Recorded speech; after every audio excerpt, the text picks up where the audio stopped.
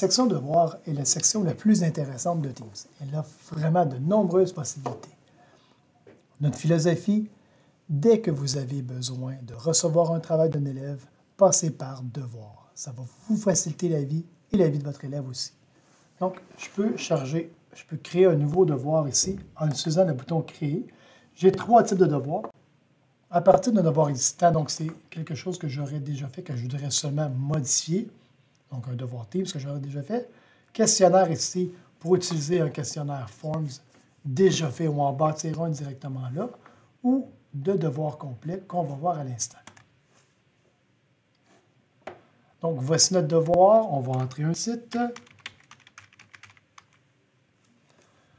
Je pourrais lui mettre une catégorie, on n'a pas besoin pour l'instant. Ici, on a besoin d'entrer des instructions, donc on veut vraiment aller placer des trucs très, très clairs pour l'élève si on est à distance, pour que ça soit simple pour lui, des étapes très simples. Ouvre celle document, remplis telle chose, clique sur le bouton remettre en haut à droite. Donc, on veut être le plus explicite possible pour que l'élève, ça soit facile pour lui de faire ce travail-là. On peut ensuite mettre une combinaison de 10 pièces jointes avec ça. Donc, on peut joindre un fichier qui est déjà dans mon OneDrive, dans mon ordinateur. On peut insérer un lien. Il y a la nouvelle option progression de lecture qui est vraiment intéressante. Donc, l'élève va être filmé en train de lire un texte que vous lui avez mis. Je ne rentrerai pas dans les détails dans la capsule ici, mais on va vous mettre une autre capsule vidéo pour cette option-là directement. Et je pourrais charger à partir de mon appareil. C'est ce que je vais faire maintenant. Je vais aller ici, je vais aller chercher le travail qui est ici. On voit en dessous que c'est écrit « Les élèves ne peuvent pas modifier ». Donc, c'est mon texte pour mon travail. C'est parfait comme ça. Ça pourrait être un PDF, mais ça pourrait être un document Word aussi comme ça. Et les élèves ne peuvent pas modifier. Par contre, peut-être que c'est la copie où je veux que les élèves répondent. Donc, je pourrais venir cliquer sur les 3 petits points à côté du document et marquer « Les élèves modifient leur propre copie ». Donc, s'assurer que chaque élève va me remettre la feuille que je lui ai donnée. Donc, chaque élève va avoir une copie, comme on le fait en classe. On pourrait aussi fournir aux élèves une feuille blanche, un cahier dans lequel il va écrire. Donc, un document Word, mais ça pourrait être aussi une présentation de PowerPoint, ça fonctionnerait très bien. Donc, chaque élève a sa propre présentation qui va tous s'appeler de la même façon. Donc, on va faire un exemple ici avec le document Word. Et j'ai mon texte. Et donc, tous les élèves ici ont un document qui s'appelle « Mon texte ». Encore une fois, les élèves ne peuvent pas modifier, ce n'est pas ce qu'on veut. On va venir le changer pour modifier leur propre copie. Tous les travaux des élèves vont tous s'appeler du même nom, mais ça n'a pas d'importance parce que lorsque je vais les ramasser, je vais avoir le nom de l'élève décrit à côté. Je pourrais mettre des points sur ce travail-là si je veux. Je pourrais mettre un barème de correction. Je pourrais, si je suis au secondaire, l'attribuer à plus qu'un groupe. Aussi, je suis un spécialiste au primaire, l'attribuer à plus qu'un groupe ici et venir choisir mes autres équipes. Je pourrais choisir dans ma classe quels étudiants vont recevoir mon travail, donc venir cocher chacun des élèves. À ce moment-là, les élèves, plutôt que de recevoir le travail dans la publication, vont le recevoir dans la conversation Teams.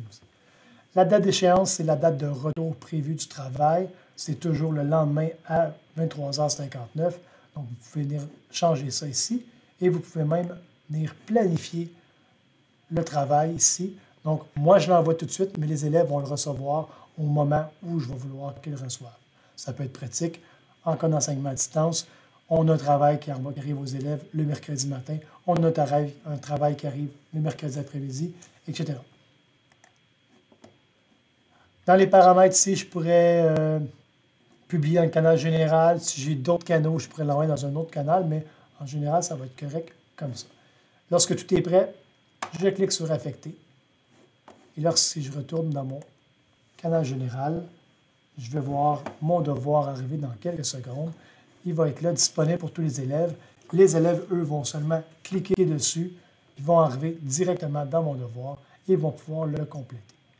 Si on va voir ce que ça donne pour nous comme enseignants, si je vais dans mes devoirs ici, je vais avoir ma liste de tous mes élèves. Je vais savoir est-ce qu'il a été consulté, donc est-ce qu'il a été ouvert, est-ce qu'il est marqué non remis, donc il n'a pas été consulté du tout.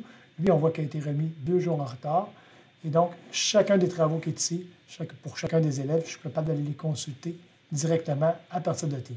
Donc, plus besoin d'aller courir, quand même me l'a envoyé, sont tous à la même place dans mon Teams. Donc, si on va voir le travail que m'a remis élève 1, c'est magnifique, une image du centre de service. Il pourrait avoir un document Word aussi, il pourrait avoir autre chose que je lui ai laissé. Et dans les commentaires, je pourrais lui envoyer un commentaire ici, lui taper « Bravo, belle photo » et lui retourner son travail. Donc, dans son Teams, il va avoir une mention comme quoi son travail a été retourné. Il va pouvoir voir mes commentaires que je lui ai mis. Si j'avais un document Word, je pourrais même venir commenter directement dans le document pour donner la rétroaction à l'élève. Et là, je peux changer chacun de mes élèves comme ça par la flèche de côté ou par le petit chevron ici et je peux naviguer dans ma liste de classes comme je le fais avec des copies papier. Donc, c'est aussi simple que ça, le Devoir Teams, un bel outil que vous avez intérêt à utiliser de plus en plus.